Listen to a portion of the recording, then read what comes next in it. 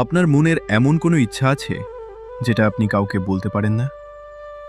হয়তো অনেক দিন ধরে একটি স্বপ্ন পূরণ করার চেষ্টা করছেন, কিন্তু বারবার ব্যর্থ হচ্ছেন। আপনি কি জানেন, হিন্দু শাস্ত্রে মন্ত্রকে শুধু কিছু শব্দ হিসেবে দেখা হয় না। মন্ত্রকে মনে করা হয় ঈশ্বরের স্মরণ ও ভক্তির একটি শক্তিশালী মাধ্যম। কিন্তু প্রশ্ন হলো, মনের ইচ্ছা পূরণের জন্য কোন মন্ত্র জপ করবেন? আজকের ভিডিওতে আমরা জানব একটি অত্যন্ত পরিচিত মন্ত্রের কথা, তার অর্থ কি, কিভাবে জপ করা যায় এবং কেন শাস্ত্রে ভক্তি ও সংকল্পকে এত গুরুত্ব দেওয়া হয়েছে। ভিডিওটি শেষ পর্যন্ত শুনুন, কারণ শেষে এমন একটি গুরুত্বপূর্ণ কথা বলবো যেটা না বুঝলে শুধু মন্ত্র জপ করেও আপনি আসল উদ্দেশ্যটি বুঝতে পারবেন না। মন্ত্রটি কি? মনের শান্তি, ঈশ্বরের স্মরণ এবং নিজের সংকল্পকে দৃঢ় করার জন্য বহুল পরিচিত একটি মন্ত্র হল ওম নমঃ শিবায়। এই মন্ত্রের অর্থ, আমি পরম শিবের কাছে প্রণাম করছি। এখানে একটি বিষয় মনে রাখা জরুরি, শাস্ত্রে মন্ত্রজপকে এমন কোনো যান্ত্রিক উপায় বলা হয়নি যে নির্দিষ্ট সংখ্যক বার বললেই যে কোনো ইচ্ছা নিশ্চিতভাবে পূরণ হবে। বরং মন্ত্রজপের মূল উদ্দেশ্য হল মনকে একাগ্র করা, অহংকার কমানো এবং ঈশ্বরের প্রতি ভক্তি ও বিশ্বাস বৃদ্ধি করা। তাহলে ইচ্ছা পূরণের সঙ্গে মন্ত্রের সম্পর্ক কোথায়? ধরুন, আপনার একটি স্বপ্ন আছে, আপনি সেই স্বপ্নের জন্য চেষ্টা করছেন, কিন্তু আপনার মন বারবার ভয়, সন্দেহ আর হতাশায় ভরে যাচ্ছে। এই অবস্থায় নিয়মিত ঈশ্বরের নাম স্মরণ করলে মন শান্ত হতে পারে। মন যখন শান্ত হয়, তখন সিদ্ধান্ত নেওয়ার ক্ষমতাও পরিষ্কার হতে পারে। শ্রীমদ্ ভগবদ্গীতায় শ্রীকৃষ্ণ বারবার কর্ম, মনঃসংযম এবং ঈশ্বরের প্রতি সমর্পণের শিক্ষা দিয়েছেন। অর্থাৎ শুধু প্রার্থনা করে বসে থাকা নয়, প্রার্থনা করবেন, বিশ্বাস রাখবেন আর নিজের কর্তব্য করে যাবেন। কিভাবে মন্ত্রজপ করবেন?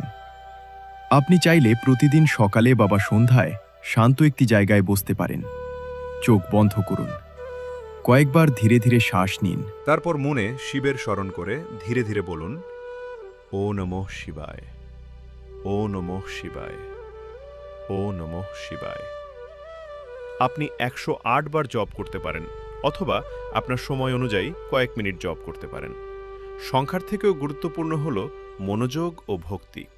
মন্ত্র জপ করার সময় নিজের ইচ্ছার কথা ঈশ্বরের কাছে বলুন, কিন্তু এমনভাবে নয়, আমার ইচ্ছা যেভাবেই হোক পূরণ করতেই হবে। বরং বলুন, হে ভগবান, আমার এই ইচ্ছা যদি আমার জন্য সত্যিই ভালো হয়, তাহলে আমাকে সঠিক পথ দেখান। আর যদি এটি আমার জন্য ভালো না হয়, তাহলে সেটি গ্রহণ করার শক্তি দিন। এই প্রার্থনার মধ্যে রয়েছে ভক্তি, বিশ্বাস এবং সমর্পণ। গীতার সবচেয়ে গুরুত্বপূর্ণ শিক্ষা, ভগবদ্গীতার একটি গভীর শিক্ষা হল মানুষের অধিকার তার কর্মে, ফলের ওপর নয়।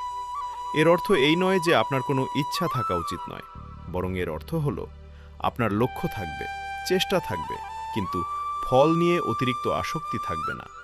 আপনি যদি কোনো কাজ চান, তার জন্য পরিশ্রম করুন। আপনি যদি কোনো সম্পর্ক ভালো করতে চান, সততার সঙ্গে চেষ্টা করুন। আপনি যদি অর্থনৈতিক উন্নতি চান, নিজের দক্ষতা বাড়ান এবং সঠিক পথে পরিশ্রম করুন। আর সেই পথ চলার সময় ঈশ্বরকে স্মরণ করুন। একটি ছোট প্রার্থনা মন্ত্র জপের শেষে আপনি নিজের ভাষায় এই প্রার্থনাটি করতে পারেন। হে মহাদেব, আমার মনের কথা আপনি জানেন। আমি যে ইচ্ছা নিয়ে আপনার কাছে এসেছি, সেটি যদি আমার জীবনের জন্য মঙ্গলজনক হয়, তাহলে আমাকে সেই পথে এগিয়ে যাওয়ার শক্তি দিন। আর যদি আমার ইচ্ছার মধ্যে ভুল থাকে, তাহলে আমাকে সঠিক পথ চিনতে সাহায্য করুন। আমার মনকে শান্ত করুন, আমার অহংকার দূর করুন এবং আমার কর্মকে সৎ রাখুন। তারপর কিছুক্ষণ নীরবে বসে থাকুন। একটি গুরুত্বপূর্ণ সত্য, অনেকেই মনে করেন আমি মন্ত্র জপ করব আর ভগবান আমার সব ইচ্ছা পূরণ করে দেবেন। কিন্তু গীতার শিক্ষা এর চেয়ে অনেক গভীর। ঈশ্বরকে শুধু নিজের ইচ্ছা পূরণের মাধ্যম হিসেবে নয়, নিজের পথ প্রদর্শক হিসেবে দেখতে হবে। কারণ আমরা যা চাই, সবসময় তা আমাদের জন্য ভালো নাও হতে পারে। কখনো কোনো ইচ্ছা পূরণ না হওয়া হয়তো আমাদের জীবনের জন্য একটি শিক্ষা। তাই মন্ত্রজপের আসল শক্তি শুধু বাইরে কিছু পাওয়ার মধ্যে নয়, নিজেকে ভেতর থেকে বদলে দেওয়ার মধ্যেও রয়েছে। শেষ কথা, আপনার যদি কোনো মনের ইচ্ছা থাকে, তাহলে আজ থেকেই নিয়মিত ঈশ্বরের নাম স্মরণ করুন। ও নমঃ শিবায়।